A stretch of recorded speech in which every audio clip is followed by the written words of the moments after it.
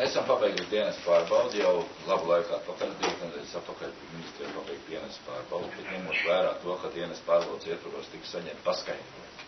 Tad dienas pārbaudas ietvaros liecības nesaņem. Liecības saņem krimināla procesa ietvaros. Un tika saņemt paskaidrojumi gan no pašu gulbi, gan arī tur no operatīviem darbiniekiem, tā skaitā arī no Šteiņa.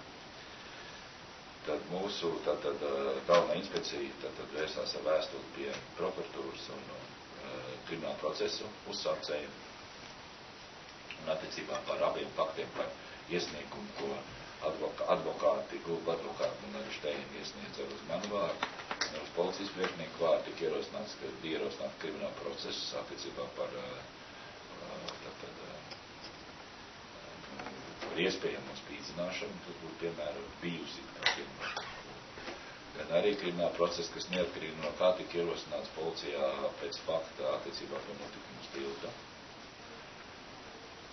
Un mēs dienas inspekcijas slēdzienu nosūtījām prokuratūrai un procesu virzītājiem, iekšējiem uzraudzības dienestam. Mēs saņem atbildi, ka mēs nevaram pilnā mērā šo dienestu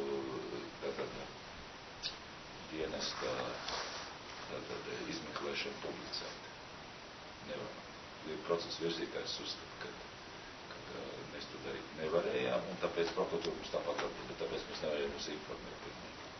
Tagad es esmu interesējies, cik tāda ir attiecīgie krimināla procesi, kas attiecās par spīdzināšanu. Krimināla procesa tiks noslēgts novembra vidū, tas nozīmē 15. 16. novembra.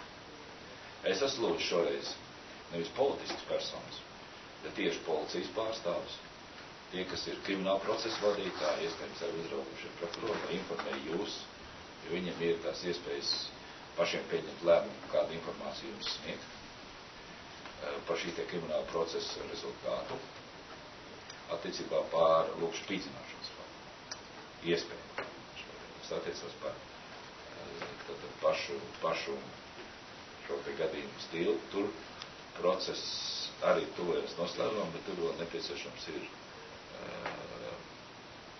vienas ekspertīzes saņemšana, kur ir iespējams saņemt tikai tad, kad būs ārsts liecins par to, ka būs ir praktiski izvesaļos.